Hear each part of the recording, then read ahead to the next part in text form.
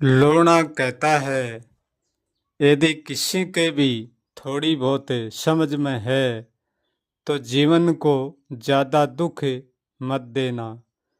यदि जीवन को जितना दुख देंगे इतना सुख भी मिलेगा, क्योंकि जीवन को दुख देंगे तभी तो उसको सुख मिलेगा। यूँ समझो कि 10,000 व्यक्ति होंगे तो जीवन को 10,000 व्यक्तियों में दुख भोगना और सुख भोगना पड़ेगा। और यदि करोड़ व्यक्ति होंगे तो जीवन को करोड़ में भोगना पड़ेगा दुख और सुख। और यदि 5 ही व्यक्ति होंगे तो 5 में ही भोगना पड़ेगा। जीवन को बड़ा छोटा करने में सिर्फ हमारी प्रकृति का ही हाथ होता है। और जो प्रकृति को अच्छी तरह से जान लेता है वो जीवन को छोटा कर सकता है और वो रोक भी सकता है। यदि हम एक भी व्यक्ति को जन्म दे देंगे अपनी तरफ से तो उनको सुख भी दे दिया और हमने जीवन का दुख भी दे दिया। यदि किसी को जीवन को सुख देना है तो क्यों ना अस्थाई सुख दीजिए, जो जीवन हमेशा के लिए अस्थाई सुख में सुखी रहे। किसी भी व्यक्ति ने अपने शरीर से दूसरे शरीर को जन्म नहीं दिया है, यानी दूसरे शरीर का मेरा मतलब है किसी पुत्र और पुत्री से लगाव है। किसी पुत्र पुत्री को जन्म नहीं दिया है, समझो वो व्यक्ति अपने जीवन को दुख नहीं दिया है। वो जिस शरीर में खड़ा है उसी शरीर में तो दुख सुख भोगता है, परंतु अपने दूसरे शरीर में दुख नहीं दिया है, क्योंकि दूसरा शरीर प्रकट करता तो उसी शरीर से ही दूसरा शरीर प्रकट होता, तो वो दुख भी और वो सुख भी बिकाई होता। माता पिता का दुख सुख ही पुत्र पुत्री का होता है और पुत्र पुत्री का दुख सुख ही माता पिता का होता है। हाँ, दुख सुख भोगने कर्म के अनुसार पड़ता है, जैसी करनी है वैसा भोगना पड़ता है, परंतु भोगना जो सबको एक जैसा ही पड़ता है, क्योंकि जैसे आकाश सबको एक जैसा ही दिखता है ऐसे ही सबको भोगना दुख एक जैसा ही पड़ता है। भलाई कर्म विचार सबका अलग अलग ही, फिर भी दुख भोगने का दरिया एक ही है, भोगना। अपने जीवन को दुख देने का अर्थ है संतान तो क्या, और भी जितनी संसार में चीज़ें हैं, जितनी वस्तु हैं, जितनी ज़्यादा प्राप्त करेंगे हम इतना ही हमारे जीवन के दुख होगा, सुख नहीं। और संतान तो जितनी ज़्यादा प्राप्त करेंगे वो तो और भी अधिक दुख होगा।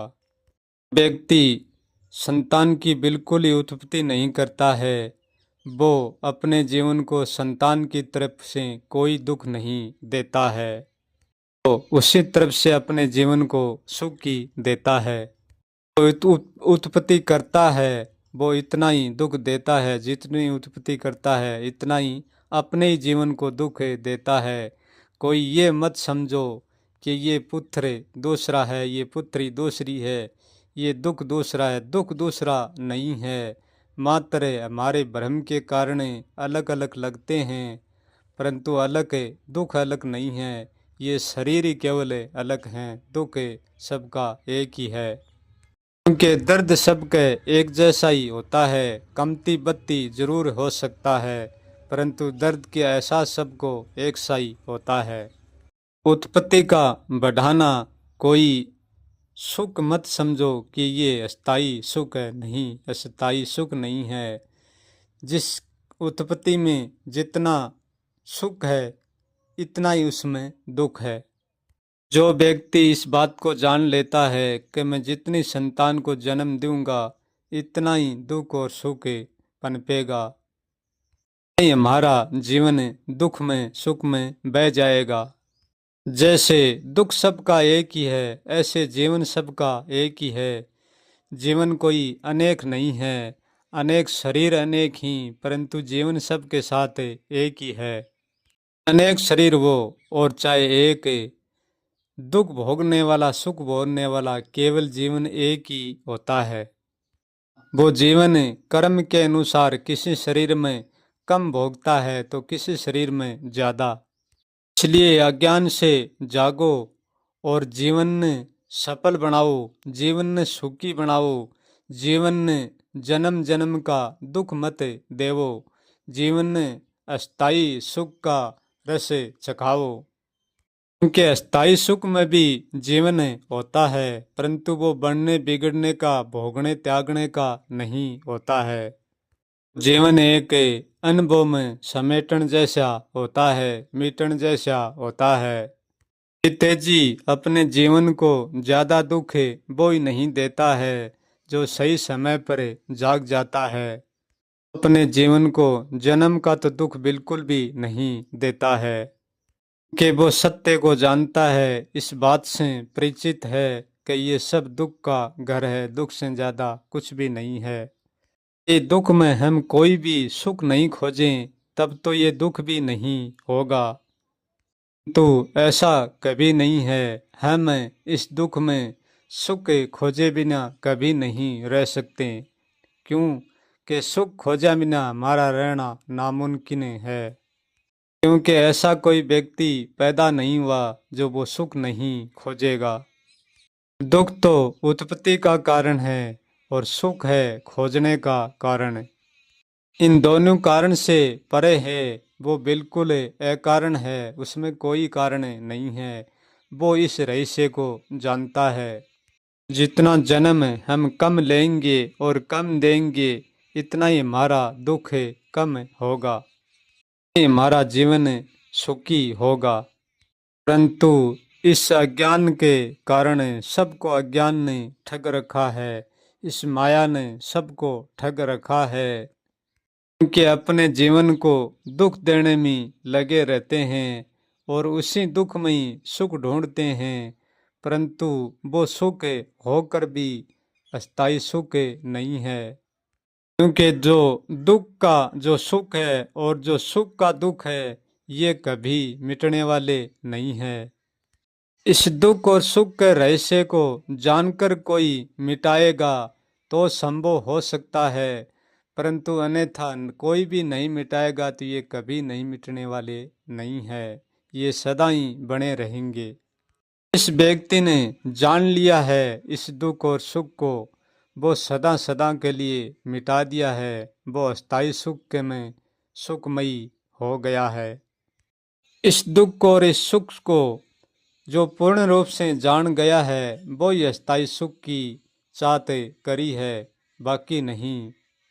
अस्थाई सुख में सुख भेड़े होने का अर्थ है कि जितनी भी उत्पत्ति है बस सारी उत्पत्ति छोड़ देना, सारी उत्पत्ति बन कर ही हम अस्थाई सुख में अस्थाई सुख हो सकते हैं। यदि हमारे भीतर कण मात्री कल्पना रह गई तो हम अस्थाई सुख में नहीं हो सकते हैं।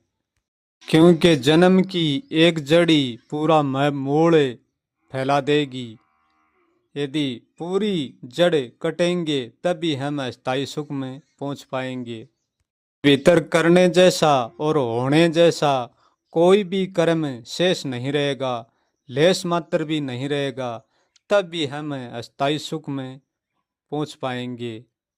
स्थायी सुख में सुख होना है तो दूसरा तो मिटना ही मिटना, स्वयं को भी मिटना पड़ेगा, तब हम अस्थाई बचेंगे, फिर हमारे दूसरा कोई नहीं बचेगा। यदि हमारे भीतर मैं हूँ तो ही दूसरा है और तू हो तो भी दूसरा है, मैं और तू दोनों समाप्त होंगे तब हम अस्थाई सुख होंगे। वहाँ पर हमारा कोई भी नाम नहीं होगा, कोई अस्तित्व नहीं होगा। क्योंकि ये दुख सुख जीवन सब अस्तित्व से जुड़े हुए हैं।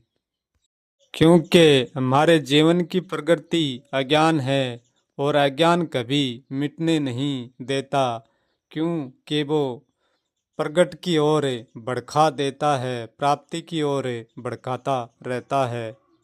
जीवन तो हमारा मिटना चाहता है, सुखी होना चाहता है, परंतु ये प्रकृति मिटने नहीं देती है, क्योंकि ये प्रकृति हमारी इच्छा शक्ति है, ये बहुत प्रबल है। उसको जानना कोई सरल सा कार्य नहीं है। तो जो चाहेगा वो उनको जरूर जान पाएगा।